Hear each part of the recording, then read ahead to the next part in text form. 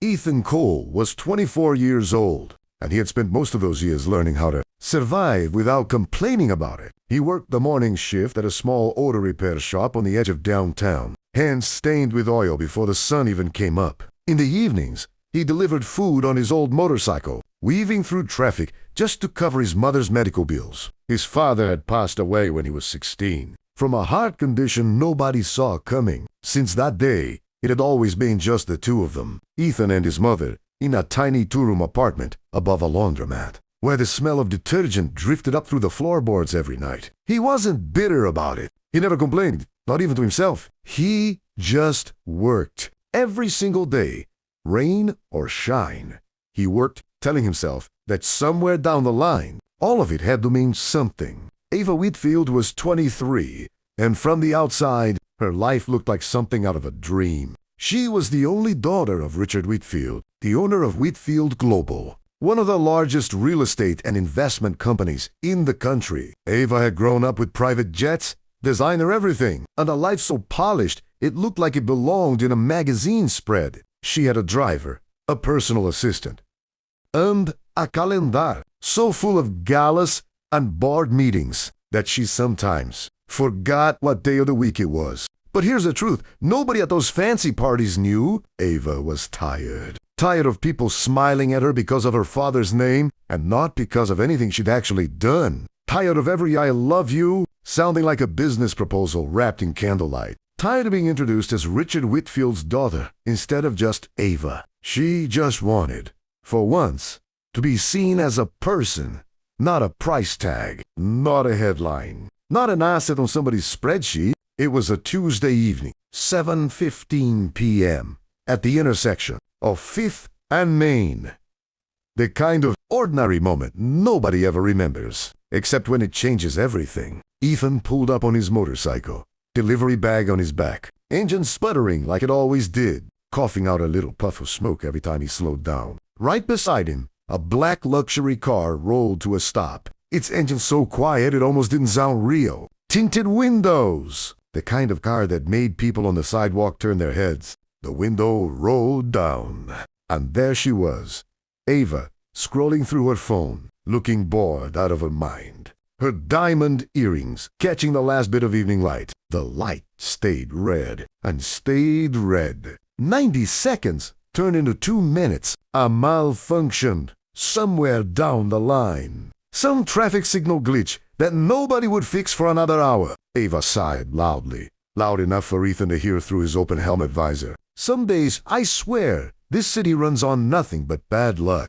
Ethan, without even thinking, laughed. Bad luck? You're sitting in a car worth more than my apartment building. I think luck already picked a side. She turned, surprised anyone would actually talk back to her like that. Not the careful, calculated flattery she was used to. No nervousness in his voice either. Just honesty. Plain and unbothered. "And what if I told you?" she said, raising an eyebrow, a small smirk forming at the corner of her mouth. "That money doesn't fix everything." Ethan smiled, resting one boot on the ground to steady his bike. "And what if I told you that not having any doesn't either?" Guess we're both stuck at the same red light. For the first time in a long time. Ava laughed.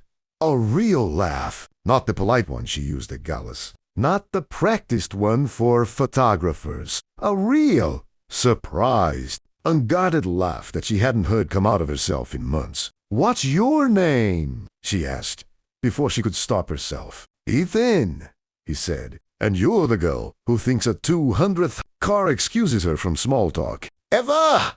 she replied, still smiling. "And you're the guy who apparently has an opinion about my car." The light turned green. Cars behind them honked, impatient, unaware they were interrupting something neither Ethan nor Ava fully understood yet. And just like that, both of them drove off into 2 completely different directions. Back into 2 completely different worlds. Neither of them forgot it. Not that night, not the next day, not for a while after that. 3 days later, Ethan's delivery app buzzed with a new order. Address: Whitfield Tower, penthouse floor. He read it twice, thinking it had to be a mistake. Some kind of glitch, like the traffic light. He nearly dropped his phone when the elevator doors opened. And there she was, again. Ava. standing in the hallway in sweatpants and an old hoodie, hair pulled up messily, looking nothing like the girl from the magazines, and somehow even more real because of it. "You," she said, stunned, her eyes going wide. "Me," Ethan replied, holding up a paper bag, trying to keep his voice steady, even though his heart was doing something strange in his chest. "Extra spicy noodles, 1 Coke, and apparently fate has a sense of humor." She laughed again, that same real laugh, and stepped aside to let him in, even though delivery drivers were never supposed to come past the lobby. "5 minutes," she said. "Just sit down. I never get to talk to anyone who isn't trying to get something from me." He didn't leave in 5 minutes. He left almost an hour later, and they'd talked about everything and nothing. About his mother, about her father's expectations, about how strange it was that two people living completely different lives could end up laughing at the same dumb jokes.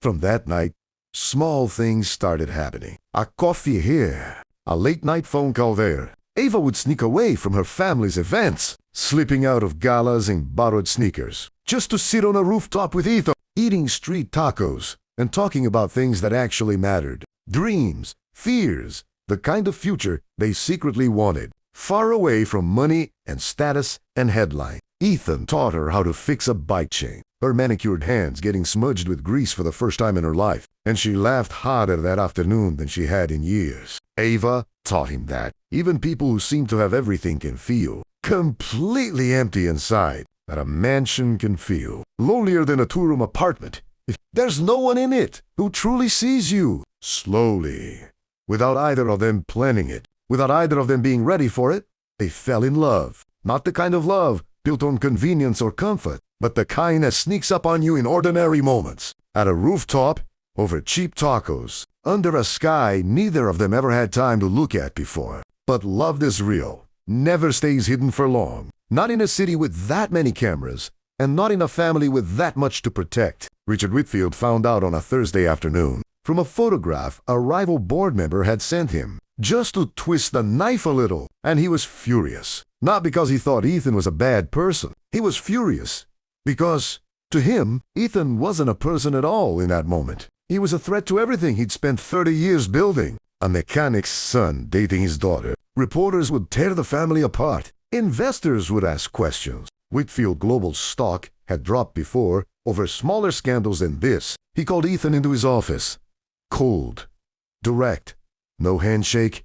No offer to sit down. "Name your price," Richard said, sliding a thick envelope across the polished desk. "Walk away from my daughter, and this is yours. Enough to pay off every bill you've ever had. Enough to move your mother somewhere better. Enough to start over completely." Ethan looked at the envelope, then at the man in front of him, a man who genuinely believed every problem had a number attached to it, and he pushed it back across the desk, gently, without anger. "With respect, sir, I didn't fall in love with your money, so I don't need it to walk away either. But I won't walk away, not unless Ava asks me to herself. That's the only voice in this that matters to me." Richard wasn't used to hearing the word no. Not from employees, not from competitors, and certainly not from a 24-year-old mechanic in a worn-out jacket. That night, Ava found out what her father had tried to do, from Ethan himself, who refused to hide it from her, even though it would have been easier. For the first time in her life, she stood up to her father in the middle of the family dining room, in front of the staff. "You can control my company shares, Dad. You can control my schedule, my calendar, even my public image. But you will never control who I love. Not this time." She packed a small bag that night, just clothes and a few photographs, and left the mansion, moving into a modest apartment across town, choosing, for the first time in her life, a smaller world that actually felt like hers. But pressure has a way of finding cracks, even in the strongest things. Rumors started spreading within weeks. Paparazzi photos taken from across the street. Fake headlines claiming Ethan was only after the Whitfield fortune, that he'd planned the whole chance meeting from the start. None of it was true, but the internet doesn't wait for truth before it spreads. Ava, exhausted and hurt from every side, her father's silence, the tabloids, the whispers from old friends, started pulling away from Ethan too. Not because she stopped loving him, but because she was scared, genuinely scared, of losing herself completely in the storm swirling around them both. Ethan didn't chase her. It broke something in him to let her go quiet, but he respected her silence.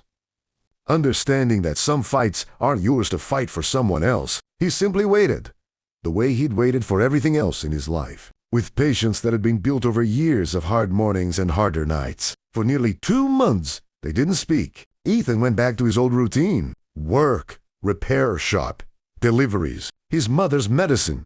But something in him had quietly changed. He wasn't the same boy who didn't believe in more than survival. Ava had shown him, even in her absence, that wanting more wasn't shameful. He started saving every extra dollar, studying at night after 12-hour shifts, eyes heavy, coffee going cold beside his textbooks, taking online certification courses in mechanical engineering, something he'd always dreamed of, but never had the time or the money to pursue. He wasn't doing it to impress anyone, and he wasn't doing it to win Ava back either. He was doing it to become the best version of himself, with or without her. Because for the first time, he believed he deserved a try. A year passed. Quietly, the way years do when you're too busy building something to notice the days. Ethan's hard work paid off, slowly and then all at once. Using what he'd learned, he redesigned the small repair shop's entire business model, introducing affordable subscription-based maintenance plans that brought in steady customers instead of one-time visits. Word spread. Within months, the shop became the most trusted garage in the city, lines of customers waiting on Saturday mornings. He partnered with a local investor who believed in his vision, opened a second location on the other side of town, and built something entirely his own. No shortcuts, no handouts, no envelope pushed across a desk. He wasn't rich like the Whitfields, not even close, but for the first time in his life, he was financially free, able to move his mother into a small house with an actual yard. And more importantly, he was proud of himself. Proud in a way no amount of money could have handed him. One evening, driving past 5th and Main in his very first car, a used but well-earned sedan he'd bought entirely with his own savings, the light turned red, exactly like he had that Tuesday evening, a year and a half earlier. And there, waiting to cross the street on foot, was Ava. She looked different too, calmer, lighter. Somehow, despite everything she'd been through, she'd left her father's company entirely, walking away from a guaranteed executive position to start her own foundation instead, helping small business owners get access to fair loans without the impossible paperwork the big banks demanded. Inspired, she later admitted to a reporter who asked, by a boy who once told her at a red light that money doesn't fix everything. Their eyes met. Same intersection, same red light, different people, better people. Both of them having spent a year becoming who they were always meant to be. Ethan stepped out of his car, leaving the engine running. Ava crossed the street toward him, slow, almost like her heart already knew the way before her feet did. You look good, she said softly, stopping just a few feet away. So do you, Ethan replied, his voice steadier than he expected. I heard about your foundation. That's incredible, Ava. Truly. I heard about your shop too, she smiled, eyes glistening. 2 locations now, right? Guess we both figured out how to build something real, on our own. For a moment, neither of them said anything. Cars slowed around them. A few honked, but neither one moved. They just stood there. 2 people at the same red light that had once brought them together, and somehow, against every rumor and every wall built between them, brought them back again. I never stopped, Ethan finally said, his voice quiet but sure. I just stopped waiting for you to fix it. I had to fix myself first. Ava's eyes welled up, and she didn't bother wiping the tears away. I'm done running from what's real, Ethan.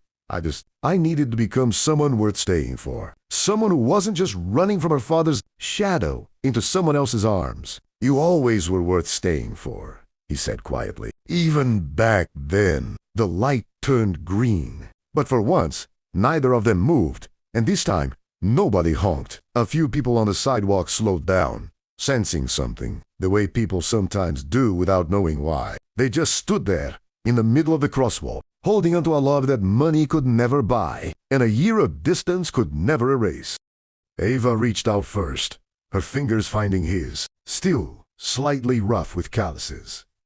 From years of engine grease that no amount of wealth had ever touched, and in that small, ordinary intersection, surrounded by nothing but honking cars and city noise, they finally let themselves believe that this, whatever this was between them, had been worth every red light along the way. Some people spend their whole lives chasing success, thinking it will eventually bring them love. But even in Ava learned something different along the way. Something harder to learn but far more lasting. That real success isn't about how much you have. It's about becoming someone worthy of the love you truly want. And someone strong enough to wait for it, even when waiting hurts. They didn't get married in some grand ballroom with 500 guests, and Richard Whitfield didn't walk his daughter down an aisle that year, though he did eventually show up at her office one afternoon, unannounced, just to say he was proud of what she'd built. It wasn't a perfect ending. It was something better. It was